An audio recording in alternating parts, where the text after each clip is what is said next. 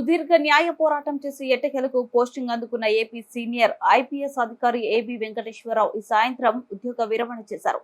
Cat ఉత్తర్వులను సమర్థిస్తూ AP high court తీర్పు ఇచ్చిన నేపథ్యంలో ఏపీ ప్రభుత్వం ఏబీ వెంకటేశ్వరరావుకు పోస్టింగ్ ఇస్తుందా లేదా అనే ఉత్కంఠ ఈ ఉదయం వరకు కొనసాగింది. ఎందుకంటే ఏబీ వెంకటేశ్వరరావు ఇవాళ పదవి విరమణ చేయాల్సింది.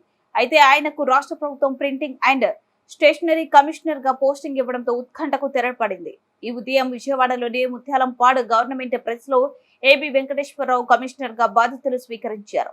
సాయంత్రానికి అదే హోదాలో గౌరవప్రదంగా ఉద్యోగ విరమణ చేశారు. పదవి విరమణ చేసిన ఏబీ వెంకటేశ్వరరావుకు APS RTC MD Dwaraka Tirumala Rao, TDP నేతలు తదితరులు శుభాకాంక్షలు తెలిపారు.